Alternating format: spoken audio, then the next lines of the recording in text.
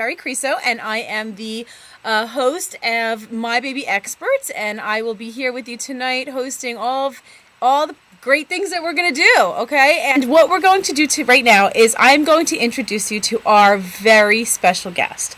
I am extremely excited about having this guest here on our show tonight because this person is someone that I met a little over a year ago, and from the first moment that I heard him speak, I was just blown away by the information that I had learned. Just in a short speech that he had given, we were in California, we met up together, and I said, wow, this person really knows what he's talking about. This is so different. This is so much more than what I'm hearing out there. And the person I'm talking about is Dr. Alan Green. And so many of you know him. You're big fans of his. You've seen him on different TV shows. You visited his website. Let me tell you a little bit about this very, very special man. He's an amazing man, and he is a true expert in what he does. He's a father of 4 children. He's a pediatrician. He's a clinical professor of pediatrics at Stanford University School of Medicine. He's the past president of the Organic Center and on the board of directors of Healthy Child, Healthy World. Okay, in 1995, Dr. Green launched drgreen.com, which is an awesome website. And if you haven't been there, you have to go visit his website. The blog posts, everything that he does there, all the information, just so wonderful, having to do with everything that you need for your baby. The site receives over 500,000 unique visitors a month from parents and family members and students and healthcare professionals, so everybody goes there to get their information. He's also the author of several books, 2 of which, one is called Raising Baby Green, and the other, his latest book, is Feeding Baby Green, and I actually have a copy right here. I love this book, okay? Awesome book. Did anybody read this book? I know a couple of you. I know you bought them in my store, so I know that you've read this book. This is a fantastic book, okay? And his most recent initiative is a movement that he created, which I think is just, it's attracting national attention, and it should be attracting national attention, and it's called White Out Now, okay? And I think it is so important. It's one of the reasons why I was so excited to have him come on our show and talk to you more about it, so you can get behind this movement that is so important for the future health of all of our children. We're going to show you a little video here that kind of describes the movement, and when we come back, we'll be able to spend some time with Dr. Green. There you go, Taylor. Would you feed your baby a spoonful of sugar for her first bite of solid food? Of course you wouldn't. But for about 98% of American babies, one of the first solid foods is white rice cereal. Even though it's labeled cereal and it's dressed up with a few vitamins and minerals, it's processed white flour. And to a baby's metabolism, it's about the same as a spoonful of sugar. When my father was born, most American babies still ate real food. But by the time I was born, some big things had changed. Women had entered the workforce in record numbers, putting extra demands on their time. Industrial food production and chemical food additives had paved the way for foods with long shelf lives that were fast, cheap, and easy to prepare. And third, we had this simplistic exuberance about science that led to some strange results, including the idea at the time that commercial scientific formulas were healthier for babies than human milk. Well, food companies capitalized on trends like these and hired advertising agencies and marketing firms to convince us as parents and to convince pediatricians that parents couldn't do a good job feeding our own kids. But the truth, we can feed our own kids healthy food, real food, and it's easy. White rice cereal is not better for babies. Obesity and diabetes are on the rise, and it's time we stop it. So spread the word. Let's end junk food for babies now. Awesome. That video was amazing. It really, wonderful graphics, and it just really spoke to, what we need to look at, and in a way that's simple and everybody can really get on board with. So tell me a little bit about what, what's going on. I mean, there's just so much misinformation out there. Where is this all coming from? Well, where this originally came from was the processed food movement of the 1950s. back when my dad was born, we were talking about it just the other day. When he was born, there was no such thing as commercial baby food. I mean, most every kid in the United States was eating real food the way the family did it, mashed up a little bit. But by the time I was born, with processed foods sweeping across our country, it had become a rite of passage for kids to eat jarred baby food, processed jarred baby food, and to start with processed white cereal. And people have been hooked on it since. But the modern idea of baby food is a myth. It hasn't always been that way in the U.S. or around the world, and most of the world today it's still not. Yeah, it's amazing. You think of what people are eating in other countries, and they're not eating these jarred foods or these processed foods the way that our American children are eating. Yeah, it's really time for a big change in the U.S. Mm-hmm. When people talk about the obesity epidemic in kids, that's real, but the obesity epidemic is just a symptom. It's not the problem. Yes. It's a symptom that there's something deeply wrong with the way we're feeding our kids. Absolutely. And it's not parents' fault. We have a system there that's pressuring us to feed kids the wrong things. Yeah, I hear it every day in my practice, in my store, parents coming in or through my classes asking, what should I be feeding? My pediatrician is recommending that I start with rice cereal and just feed rice cereal, and I've always recommended, starting with vegetables, something else, and it's so great and so refreshing to hear you talking about it, because there's so many doctors out there that are not really up to date on what's the best foods.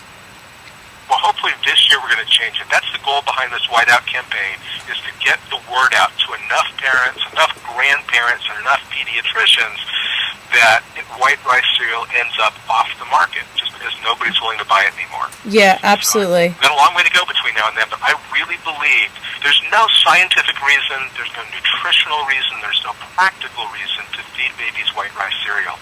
So there's no good reason it should be on the shelves after Thanksgiving this year. Absolutely. I have a couple pictures here I want to show you when I was starting to feed my daughter, and I think I was guilty of it too. I was feeding the white rice cereal. It was what we thought that we should be doing. Here's a picture of Jade eating white rice cereal. There she goes. Jade's 9 years old now, and it's like I wish I had more information back then about it than I do now. She also loved vegetables and fruit. Here's a picture of her with eating watermelon. Love it. So I know that there's been some new guidelines from the USDA. Can you explain a little bit to us about what's going on with that? Sure, they're brand new dietary guidelines that came out. They're the best ones that we have so far. And Kit Kat Girl mentioned on their Kit Kat model that WIC is giving 4 boxes of white rice cereal a month. And that's one big thing we have to change. Half the babies in the U.S. get their food from WIC. So that's on the agenda too. We've got to get that to switch. Yes. But another part of the government has set guidelines for what Americans should be eating. And all Americans aged 2 and up. And what they say is that we're eating way too much in the way of refined grains, white flour stuff, 200% more than what we should be eating.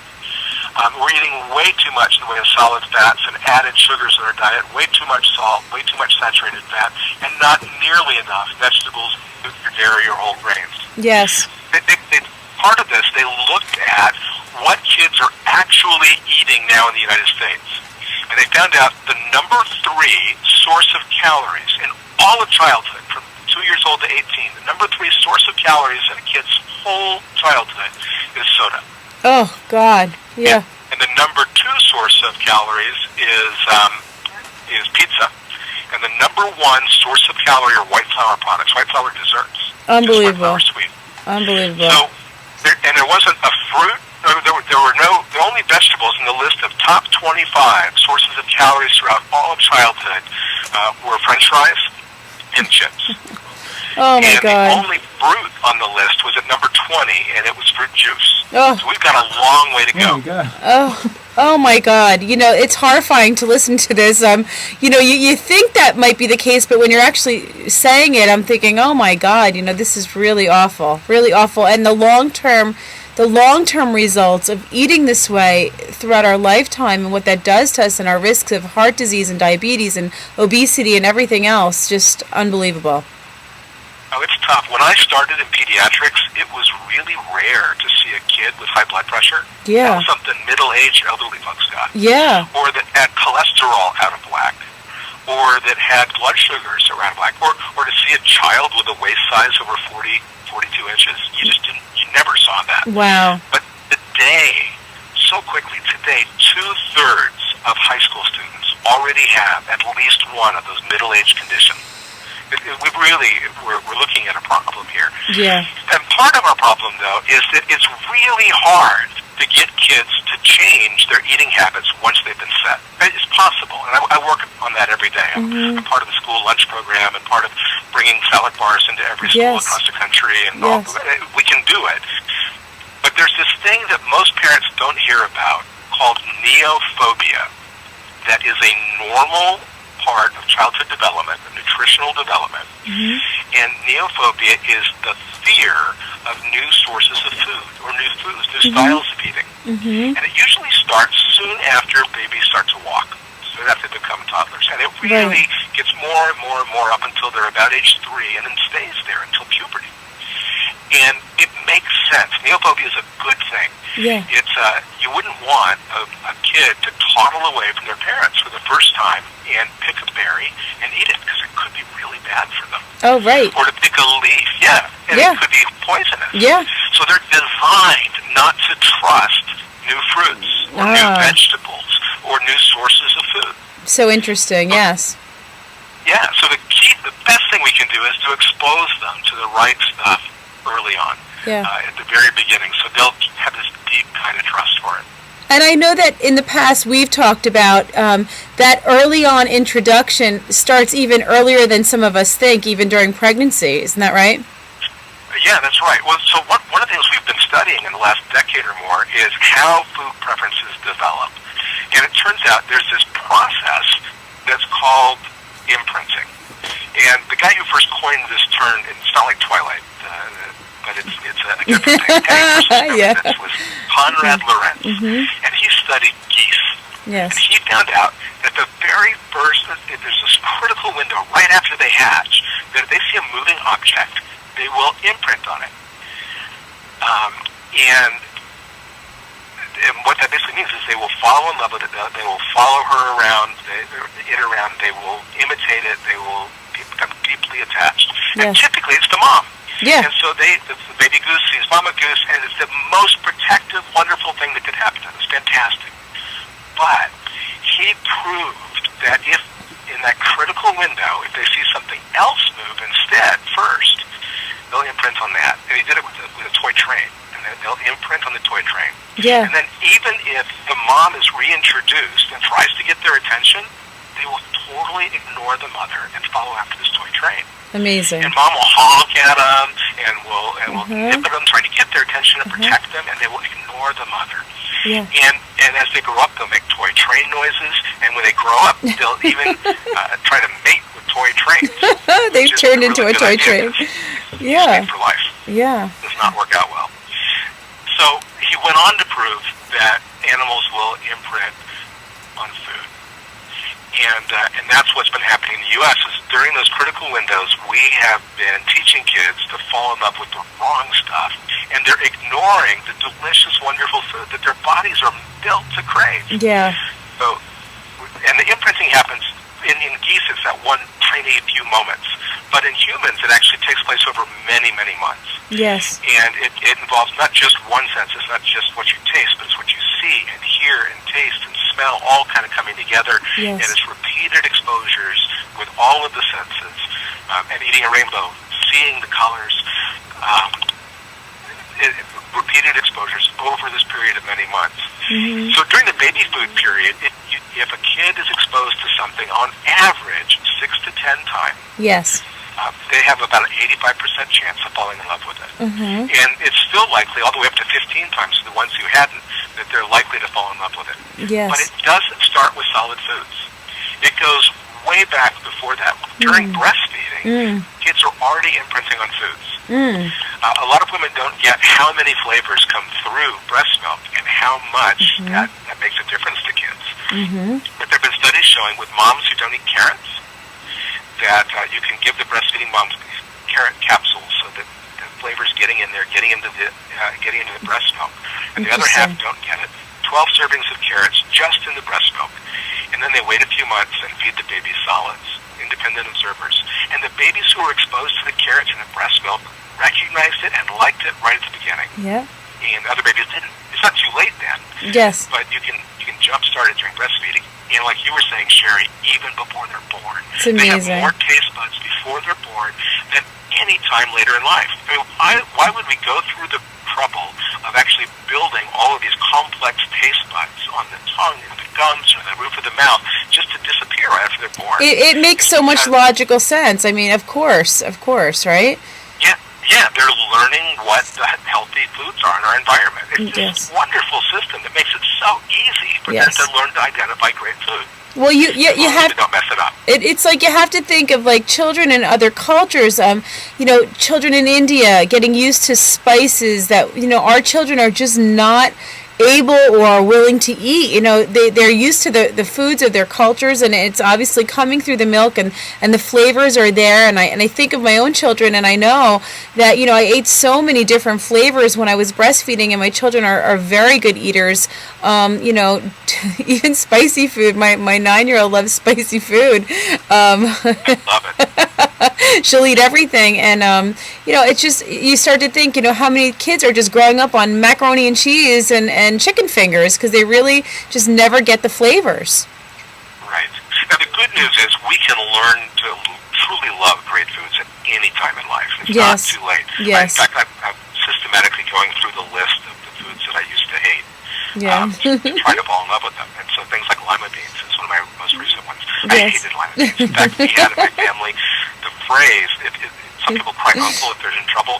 If we wanted to indicate that we really, truly didn't like what was happening, we would say lima beans. People had to stop. But now I actually love them. It took a while, but I actually love them. It's awesome. So nobody should feel guilty about what's happened before. But it's always easier to start sooner rather than later. Yeah, absolutely. And when your child is ready for solid foods, and I know we're going to get into some Q&A in a little while, but one of the questions that constantly keeps coming up is what would be the best recommendation if we're going to start solids? When would be the best time to actually start foods with your child? So the best time to start foods, you're going to hear a lot of conflicting ideas Absolutely. about that right now. Because there was a new study that came out showing that kids who started, for breastfed kids it didn't matter, but for formula-fed kids who started solids before 4 months, which almost all had white rice cereal, by the way, in the study, they were 6 times more likely to end up obese by the time they were 3 years old. Unbelievable. So people are rethinking that. A lot of breastfeeding advocates say you shouldn't feed any till 6 months. Some are saying you should do it between 4 and 6 months. Some say all kinds of different stuff. Yeah. My take is a couple things. One is that each child is a little bit different. They develop at a different pace, and they are extraordinarily good at knowing when their body is ready, when their gut is mature enough. And it's really different for different kids. So it's more important to follow their signals and their cues than any calendar or any book. Yes. The second thing, though, is that it does really matter whether the child is getting breast milk or formula. Yes. If they're primarily breastfeeding, they are getting human milk, which is nature's perfect food for young human babies. And so they're getting all the nutrients they need. They should still get vitamin D, which is intended to come from the sun. Breast milk's not missing anything. Yes. But they're not getting vitamin D that way. Yes. But they're getting all the food nutrients that they need. And they're getting exposed to countless flavor combinations again and again and again every time that they nurse. Yes. So there's truly no rush to start solids. I would wait until the child is leaning forward and demanding it. Yeah. And often that's around 6 months. Sometimes it's earlier. Sometimes it's quite a bit later. That's okay. Yeah. That happens quite often. People come in and say, my baby's 7, 8 months old, and they just don't seem ready. I try, but they're just not ready for it yet. And I say, well, if you're breastfeeding, that's totally fine. They're getting what they need from the breast milk. Yeah, that's really good. I'm completely fine with kids who aren't eating by 8 months or 9 months. At some point, if they're not eating between 9 months and 12 months, I just want to make sure that they can eat. Yeah, absolutely. Probably swallowing. Yeah. But really, with breastfed kids, no rush in the entire first year. My second baby was kind of slow to eat. She gagged on every. I thought I couldn't cut the food any smaller. that I was cutting it. It was into little tiny specks, and she would gag every time I put it in her mouth. And I watch her now; she's almost 7 years old, and the mouthfuls that she shoves in her mouth now, I'm thinking to myself, this is the same kid who could gagged on a half a Cheerio. So it's pretty interesting how they do change, don't they? Yep. Now, for formula-fed kids, though, it's kind of different. You know, I'm glad formula is available for when the mom is not breastfeeding. Yes. But formula is pretty much a processed, simplified food. Yes. And it only has one flavor again and again and again. So they're missing all of the complex, minor nutrients that go around each of the vitamins that we know about. Yes. And they're missing out on flavors. So for them, as soon as the baby's looking really interested, then I feel good about starting solids. Yes. As long as the thing you're starting isn't white rice cereal. Yes, of course. We know that now, right? We know that now. What would be your ideal first food that you would start with a baby? Well, like, would you start talk a little bit grains first about why white rice makes so little sense for babies? Yeah. Just so people will get that, and then it makes more sense about what to start with. Yes. And so here's the thing: most people don't get. We call it white rice cereal.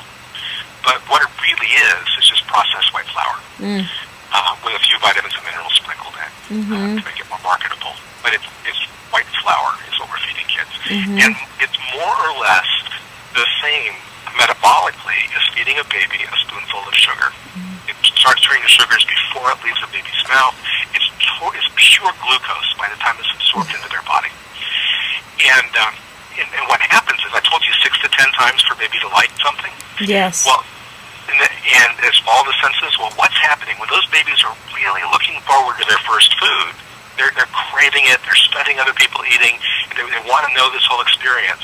Then what they do in this positive environment, parents are excited. There's often a video camera going, and then they bring in their first bite. This is what food's about. We give them white flour and solidly imprint them on that. Yes. And then we give it again and again and again, not just 6 to 10 times, although we often do that for a couple weeks, but it's the number one source of food calories for the whole first year. Yeah. So by the time they are finished being babies, white is no wonder that white flour products become the number one part of the diet. And then when you look at a kid's meal in a restaurant, it's white flour stuff. It's mac and cheese, it's grilled cheese sandwich, it's white buns on hamburgers and hot dogs, it's white bread on the chicken nuggets.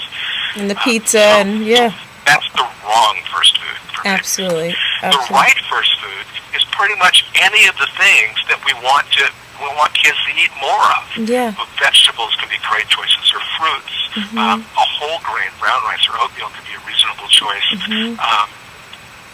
Meats could even be a reasonable choice. My favorites would be to take something where they can see the food itself and learn that food, what food looks like, not that it comes from a box or a jar. Right. So I love an avocado as a first food, or a banana, and they can hold it in their hands. They can touch it.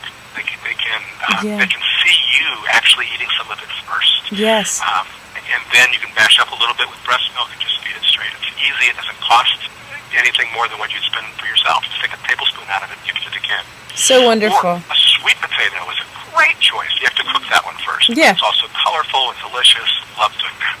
So great. People always think that they need to start with this rice cereal, that has to be the first food. And I'm constantly correcting people and saying there really is no one better food. And now we know it's just one that you really shouldn't. And it's the one they're usually starting with. So very interesting. I'm fine with the other ones that are there. The things that I would be careful about, it shouldn't be a shape they could choke on. Yeah, of course. And it shouldn't be something that might have cause an infection, like undercooked seafood. Oh, yeah. Unpasteurized soft cheeses, the kind of things you wouldn't do when you're pregnant. Or honey also is something different that could cause an infection. But most things would be great choices. Very, very good point. Very good point. And also egg whites as well, correct? Actually, it's kind of interesting. They've changed it? Reports on allergies show that there is no food that once they're 4 to 6 months old, introducing it early makes allergies more likely. Oh, so good. Even egg whites are probably a good Awesome. choice. Awesome. I like them. Egg yolks are for sure a good choice. Yes. Great. That's great. That's really great to know. That's really great. See, so I'm learning something here too. I didn't know that as well, and I know I've given my children egg yolks, but didn't know to do the egg whites. But it's very interesting. Awesome. Yeah. Well, when food allergies started going up so quickly, people were saying, let's hold off on the most allergic foods like egg whites and all kinds of different things, fish and nuts, to figure out what's going on. But now that the studies have been done, and we look at different cultures around the world, the places where they're introduced earlier, they're less likely to get allergic. Which kind of makes sense, because the way the immune system works is that it's trying to figure out what's normal early on to sort of set the other stuff it should protect you from. Absolutely. And if you get sick, if you get fish when you're 7 months old, then you're less likely to think it's a problem later. No, that totally makes sense. Totally makes sense. My children ate a lot of fish when they were little. We actually started them eating sardines at a very young age, and they like sardines to this day. Very healthy. Sardines are a great choice early on. It's packed with omega-3s. People are asking about peanut butter and I see that. And peanut butter. Peanuts in general there have been big studies now looking at the kids who waited till after a year or 2 years or 3 years versus those who got it between 6 months and 9 months. And the ones who got it between 6 months and 9 months were much less likely to get an allergy. Interesting. And peanuts can be a really good food. Yes. The problems with peanut butter are, one, that it can be something they choke on just because it's so thick. Yeah. And lots of peanut butters are loaded with a lot of artificial ingredients. So you want to make sure that it's a real one. Yeah. And I would choose organic for peanuts. Yes. Just because the fungus that are on peanuts can sometimes be a problem. And the organic ones are much less likely to have that. Yes. Yes. No. Seeing the yogurt question come up too, any time after 4 to 6 months is fine for the yogurt as well. Great. Great. I see also somebody asking about strawberries. Just be careful with the strawberries because there's a lot of, unless you're doing organic strawberries, it has one of the more toxins in it, correct? More pesticides in strawberries. Strawberries have been one of the very worst. In the last couple of years, they're making a lot of progress with U.S. strawberries using a lot less in the way of pesticides. Yes. But the ones that do have the soft, if I were going to pick one time in life only to do organic, and I don't, I think organic's good in general, I would do it during pregnancy and in the first year of life is particularly a key time to do it. Yeah, yeah. Once you start, though, it's hard to go back. We've introduced so many organic foods into our diets, and our children are just used to it. They know don't even ask for the hot lunch at school. You're not getting. Not until they start changing it and it's not pizza and the white processed stuff every day. They know they're getting food from home, whole grains and good food and organic. So, you just got to do what you got to do to make. Unfortunately, there are places in the country where they are changing those diets within the schools. Here in New Jersey, we've had a little bit of a hard time with it. So.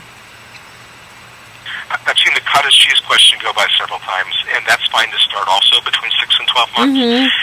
Babies are going to get most of their nutrition and most of their calories from breast milk or possibly formula during the first year. And the main reason for the other things are to add in a few extra nutrients and then to teach them a wide variety of flavors.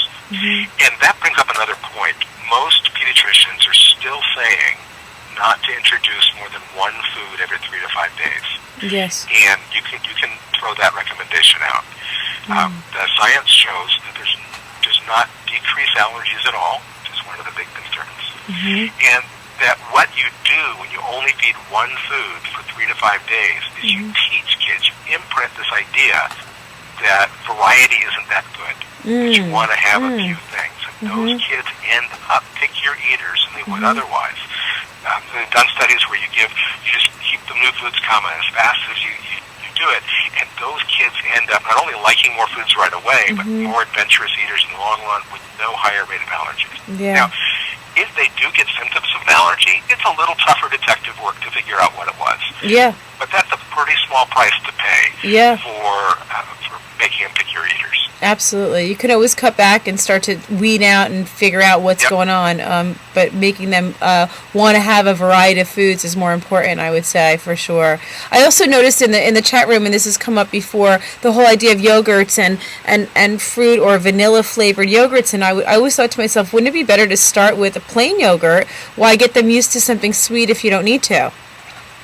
Yeah, I think that's a really good idea. Mm-hmm. In general, try to avoid things with added sugars. I like plain yogurt as a great way to start, or Greek yogurt as an organic Greek yogurt. I love Greek yogurt too. Yeah, it's good stuff. Good stuff. Awesome.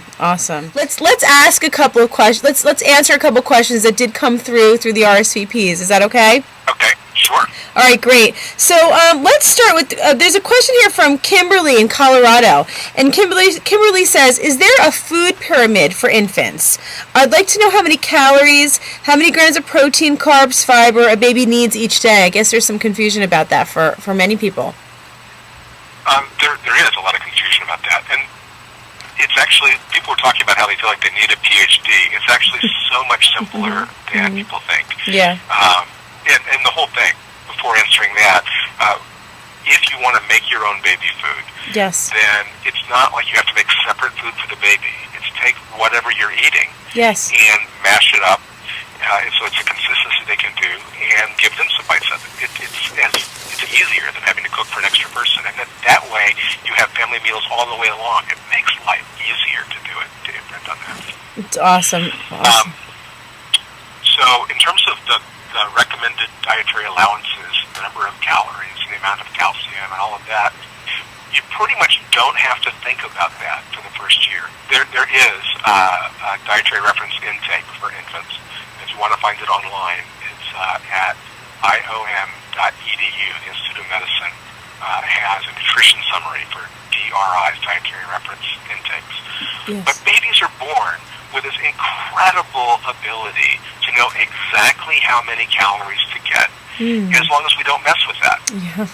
It just is a strikingly cool inborn way to do it. So as long as what they're getting is real food, and it's not tricked by white flour or added sugar or by sweet drinks, which all of those happen, sadly, then they will get the exact right number of calories. They'll get almost all the nutrients they need from breast milk or formula. The only other things to be paying attention to in that first year are vitamin D, because most babies used to spend most of their time outdoors, and today babies spend more than 93% of their time indoors. And iron. And iron also isn't a problem with breast milk. It's a problem with the way labor and delivery has happened in the U.S. in recent years, primarily. What happened was, used to be in most cultures, and even in the U.S. until the 20th century, that when a baby was being born, they would wait for the umbilical cord to stop pulsing and then cut it. And because of our sort of medicalization, we want to get in, we want to intervene. Instead of waiting the 2 minutes or 3 minutes that it would ordinarily take, on average, people will go ahead and try to clamp that cord within 10 seconds if they can, or 15 seconds. It's not a big difference, but during that time, the babies get enough iron that would last for about 2 or 3 months and get them through that little valley of iron later for most of them. And they get most of their iron in the last weeks of pregnancy, and there's so many elective C-sections that are a little bit early, they lose out on iron because of that too. So I would make sure that there are iron-rich foods that are there, and they can be just choosing iron-rich foods, or you can do iron drops if you're concerned about that, or your baby's not eating those things, or a fortified cereal is fine. Just not white rice cereal. Right. Awesome advice. And, that brings up another question. It's not something, I've seen it on the chat line here before about whether to feed your baby vitamins. And it's always been my understanding, and I did not give my children vitamins while I was breastfeeding. It's as if saying there's something lacking in our breast milk. Most infants do not need vitamins, correct? That's correct. Most typical healthy babies don't need vitamins. The only exceptions potentially are the vitamin D, and again, it's not a problem with breast milk. It's just a change in our activity. And formula-fed babies need vitamin D too. They just get the vitamins put into the formula. It's the same thing. And iron is the other one. And again, it's not a problem with breast milk. It's just a change in our habits. But if a kid's just breastfeeding for 6 months and not starting solids, then probably that'd be the time to start iron too. So no vitamins up until that point, at least. Yeah. Awesome. Awesome. I know that's been a lot of confusion for many people. There's another question here from Melissa in New York, and she's asking, what happens if I attempt to feed my baby carrots, for example, and she keeps refusing? I know I'm supposed to give the same food for 4 days before introducing another one. We already addressed that before, but she didn't really try this one. Should I keep on going? She's also asking, are there nitrates in the carrots? My doctor was skeptical about allowing me to make my own carrots because of the levels of nitrates in the soil. Is that true? Both of those are really good questions. Yes, don't wait 4 days in a row before introducing another one, like we talked about. But like we talked about before, there have been studies done where they had moms pick their baby's least favorite food. And so they must have had it once or twice for the moms to be so convinced their kid hates this. But then whatever it was, they asked the mom to give just one bite, first bite of solids a day for the next week. And do it every day for a week. And at the end of, never push it. If they don't like it, no big deal. Just in a relaxed, positive way. Offer them the bite. Make a face, you stop. At the end of just 1 week, 85% of them loved that food that was their least favorite. Often it was their favorite food from getting it every day for so long. And a year later, when they were into neophobia, most of them still liked that food. So don't give up. This is the time when they're putting everything in their mouth. That's the time to try to learn as many flavors as you can. In Feeding Baby Green, I actually have a chart of 21 different families of foods that humans have eaten for thousands of years. And have been common parts of cultures around the world that most kids in the U.S. don't eat today. And it's a pretty easy thing just to go through the checklist and make sure that you're giving your kid the gift of loving this wide variety of stuff early on. And you can do it during breastfeeding and even before the baby's born. Totally. The carrot question is a great question, too, about the nitrates. It's part of, there was a massive advertising campaign, started in the 30s, really got big to pediatricians and to parents in the 50s and early 60s, kind of like Mad Men, convincing parents, you can't do a safe job of feeding your baby at home. Nothing is as safe and reliable and scientific as the baby food we make. And it's always the same and always the same consistency. And it's just not true. And the carrots thing is not true, too. Doctors have bought into that myth. It's even in a few places in the medical literature. But the reality is that the concern about nitrates is that it can cause this rare kind of anemia called methemoglobinemia. And so people have been saying, gotta watch out for it. There was one case of methemoglobinemia in 1973 from a young baby, a very young baby, who drank pretty much mostly carrot juice. And that's a problem. It's a lot of carrots early on. But it's almost impossible to get after 3 months old or 4 months old. Their blood has changed. So you shouldn't be eating anything before that, carrots or anything else. But carrots are fine if they're home prepared as long as they're at least 3 months old, which again is a little on the early side to eat anyway. And most of the nitrate poisoning in the country comes from formula, not from vegetables. So don't let anybody tell you that you shouldn't do carrots. And if you're, what you can do, if there's, I think it's page 172 in Feeding Baby Green that has all of the science about that. All the book's loaded with the studies. I was just gonna say that because I'm looking in the chat room and people are saying, "Oh my gosh, I'm confused. I'm not sure what I should be doing." And the truth is that this is why you wrote the book. I mean, this is an amazing book, and I think that if you haven't picked up a copy of this book, you definitely want to get this copy, and you want to read it because a lot of the information that Dr. Great is sharing with us tonight is in his book. So that if you are confused, obviously you need to do a little bit more reading and get some more information. But people have been trying to make it confusing. It's much simpler than people think. And if you show any pediatrician that page about carrots in the book and they read it, it makes sense to them. I haven't had one doctor who's looked at the evidence and say, "Oh, I didn't know. I just heard that you weren't supposed to do it." Is it true? I know that so much time spent in medical school as a pediatrician is not spent on breastfeeding education, and I'm sure it's the same for nutrition as well. Very, very little. It's getting better. I have the lovely job of being a professor of pediatrics at Stanford, which means I get to train new pediatricians. It's wonderful. And it's really great. And our group that are coming through now are coming out really really well educated on nutrition. And Fantastic. getting how important it is. It's so great because at least, we're starting to focus more on prevention than just on illness, which is fantastic. Wonderful. Wonderful. So this is from Hossie in New Jersey, and she said she's read Dr. Green's book and she loves it. It's awesome. But what happens after the 18-month mark? My baby was eating well to that point, and now he's joined the rest of the gang and refusing most veggies. Is there anything that we could do once they've hit that toddler stage and they're starting to refuse foods?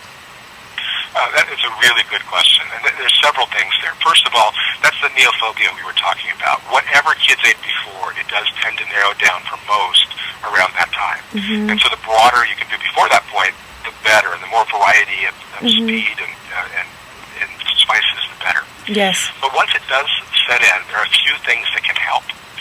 One is to go back to those vegetable purees that they probably liked the very best early on, whether it was whatever it happened to be, green beans or carrots or sweet potatoes or whatever, and to use that puree again for the toddler or preschool kid or school-age kid.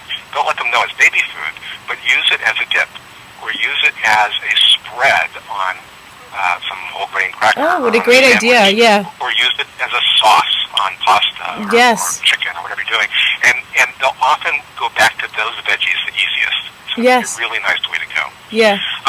Then along with that, do it with the whole family. Family meals are so powerful. Not separate foods for the kids, but learn to like the same things. So that means you liking some of those vegetable purees too. Yes. And then the other thing is the more you can get them involved, even a little bit. I know 18 months is young, but starting then, you can have them help to pick the food or put the food out or just something where they're handling a little bit, where it's not just eating, but they're helping you get it ready for the family. So absolutely. Have them put the cherry tomato in each plate or something like that. Yeah. I know I've made, different things, meatballs and stuff with all kinds of vegetables in them, and there's ways to actually put the foods into the other foods that they're eating, or macaroni and cheese with purees in them. Yep, that can be good. And once they hit the neophobia thing, instead of taking 6 to 10 times on average to like a new food, it can be up to 89 times trying it. Oh my gosh. But they don't have to know they're trying it. So Right. Other stuff. Right. You just hide it on them and they don't even know they're getting it, but they're getting it anyway, right? Thank you so much for joining us tonight. I can't say how pleased I am to be able to bring this topic and to spend time with you again. Great to get to be with you. Thank you so much, Sherry. Yes. Thank you, Joe. We're gonna see you at the moment. Thank you. And great being with all of you. I love every single one of you. Have a wonderful, wonderful night.